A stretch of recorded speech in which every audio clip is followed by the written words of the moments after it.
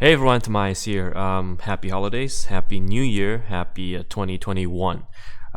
So I took some time today to make a quick global soft launch tier list for all the units we have so far in the game, as well as the rank list.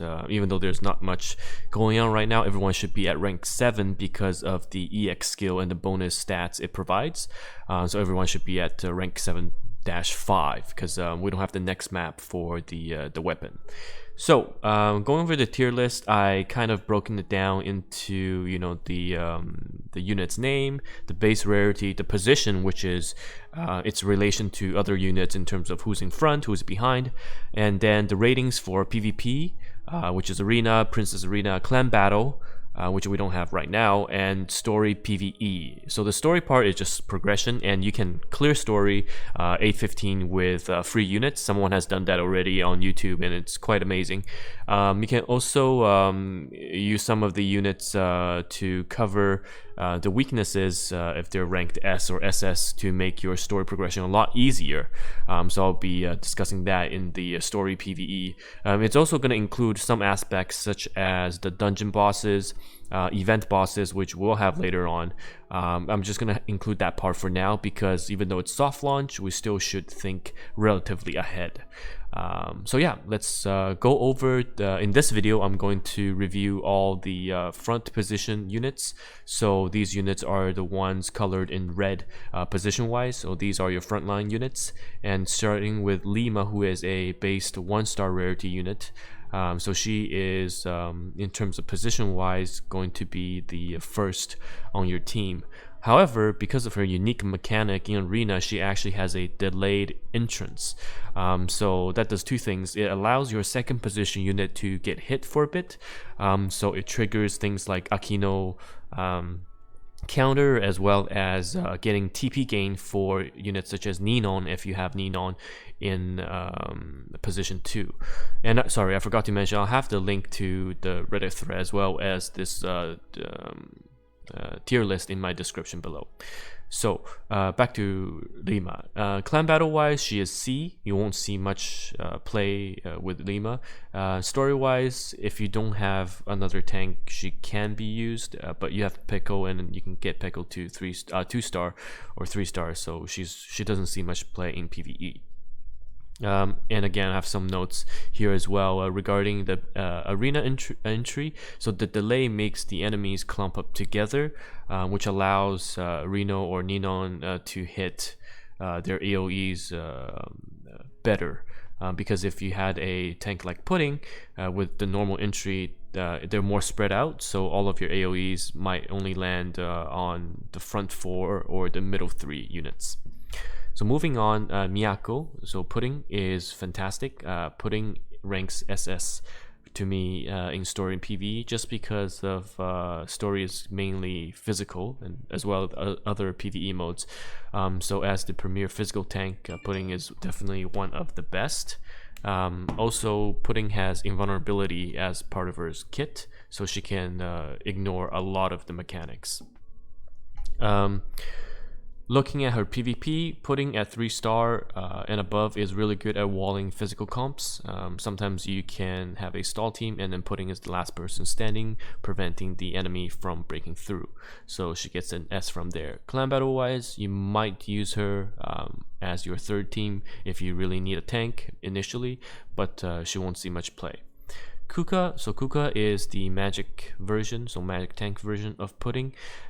She is a solid counter because of to Tamaki because of her taunt. If you can time it with potentially Monica or Kokoro, but I think even a unboosted speed-wise Kuka can still time the taunt to the Tamaki UB. So for that, she gets an S in PvP. She's quite good to stall mage melts as well. Clan battle wise, C right now. It's all physical damage coming out from the bosses initially, and then for story and PvE, she'll get a B. Just because, again, story wise, it's mostly physical, and units such as Miyako or Nozomi just do much better. She's great though because you can get her dungeon shop coins easily. And in this guide also the tier list covers the sources of their shards, which has an impact on their ranking as well. So moving on, Kaori is a very strong DPS. She is positioned quite in front, so in terms of just behind Miyako and Kuka and Lima. She is the premier damage dealer for the first few CPs for clan battle, and then in terms of PvP, she has some decent pairing if you can arrange a team with Makoto. Actually, it's rare, but you can break through some of the tanky stall teams with Kaori and Makoto. So clan battle, SS, PvP A, and then story PvE, decent against bosses, but in normal progression position 2 it's very difficult. And later on you'll see Djeeta also suffers from the same difficulty in position 2. And also you need a forward tank, so in this case really only Miyako can be in front of Kaori in story, but still gets an A. And you can get her shard from the Princess Arena.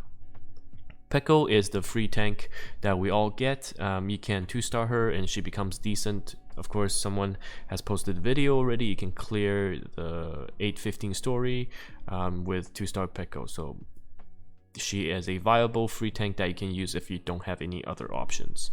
She doesn't shine right now, so B for PvP, C for clan, and B for story at the moment. But later on she'll get her unique equipment, and then she'll be a very, very strong tank. You can farm her hard shards relatively easily because there are 2 stages that give them right now. Nozomi is a mixed tank, and she's fantastic right now because her shards are relatively easy to come by in the dungeon in the dungeon shop, and you get up to 15, I think, so 3,000 per day if you can full clear VH very hard. So that's about 3.75 purchases, which is almost 20 shards per day. So you can get her relatively quickly and then 5-star her. So she gains SS in PvP just because of the frontline stun, and her taunt is really good. Clan battle wise, I think she'll see some play at 5-star in clan battle. Again, the third team you might need a tank. If not, then she won't be used. Because clan battles you want to prioritize damage. Story and PvE wise, SS quite good. The taunt comes in clutch, and because it's a UB you can manual that. And because she can get 5-star easily, she will be great later on as we progress. Makoto, in terms of PvP, she gets a B. In terms of clan battle, it's a triple S. She is too important for clan battles. If you don't have her, you're missing out a ton of damage, and I do have a video on my channel discussing why and how much damage you'll be missing for clan battles. You really just need to have Makoto if you're gunning for the top. In terms of story and PvE, story, she's actually really bad. Almost makes people regret re-rolling for her. But however, for PvE, in terms of bosses, she'll be very, very good. Just as position 2, it's a bit tough, but the defense strat will come in clutch against some bosses. Her coin shop is the clan shop, which you'll need to place high to get more clan coins, but you can't place high if you don't have Makoto, so it's kind of a tough situation. Akino, she is really good early game, but however I would have to give her a B for PvP, C for clan, and B for story.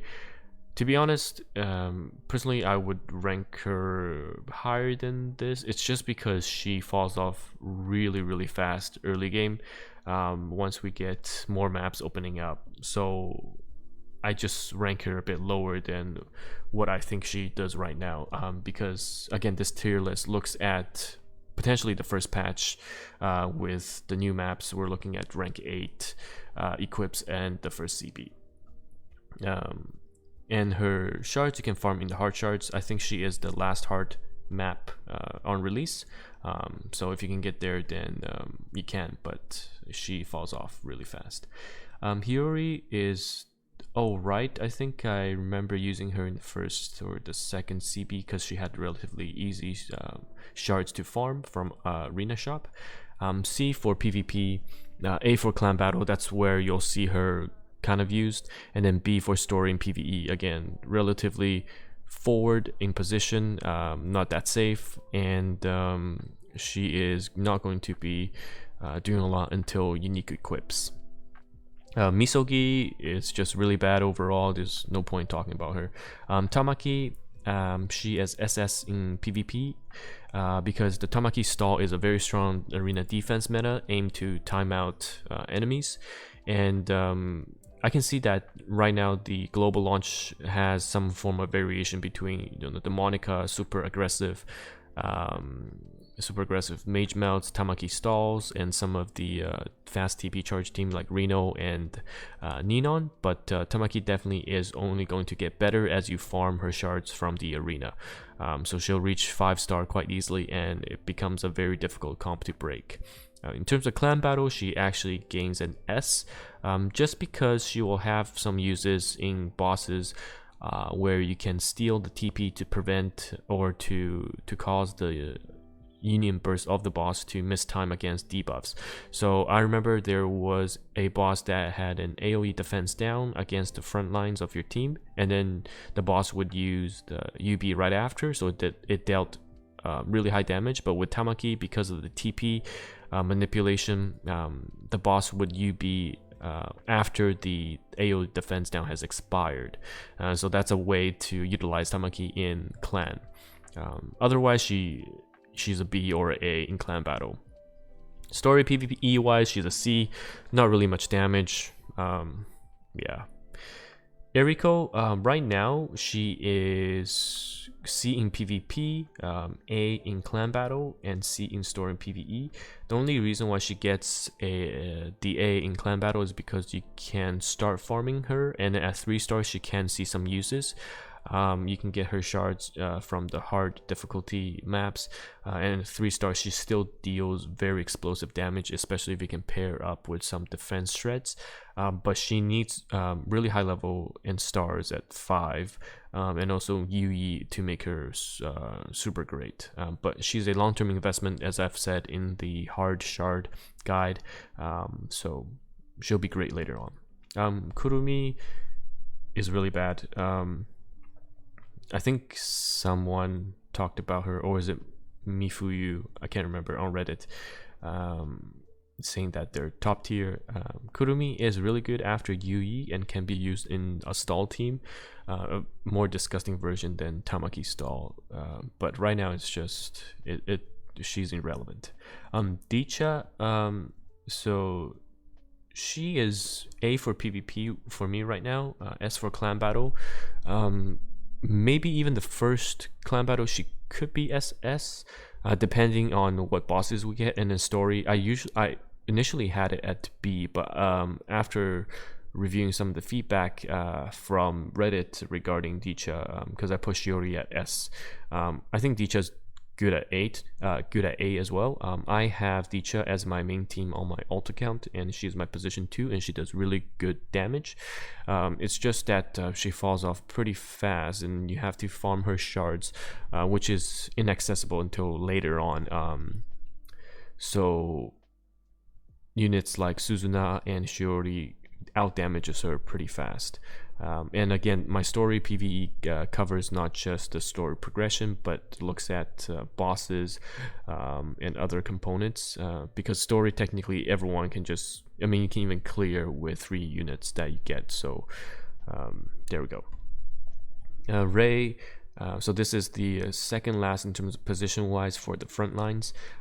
Ray right now is CCC for all of them, unfortunately, but you can start farming her shards, because with the unique equips she has insane defense shred, and at 6-star Ray is top meta, but until then she'll be benched. And last but not least, Shizuru, a 3-star unit. Position wise, even though she's a semi-tank, she is actually the furthest back of the front lines right now, which can be alright for story, because position 3 sometimes is threatened by the monkeys or the dogs that throw the bones at your position 3 players, position 3 units. So Shizuru at position 3 is decent. S rank for PvP, just because the shield stops some AoE damages from wiping your mages completely, such as the Reno or the Nino comps. You can also help your mage survive against the initial Tamaki UB. Clan battle wise, C for now, and then store in PvE decent enough with heals and the shield at A. So these are all the frontliners. You can see that their position numbers are all under 300. And as we move above 300, you'll see those starting to become in-game called midliners.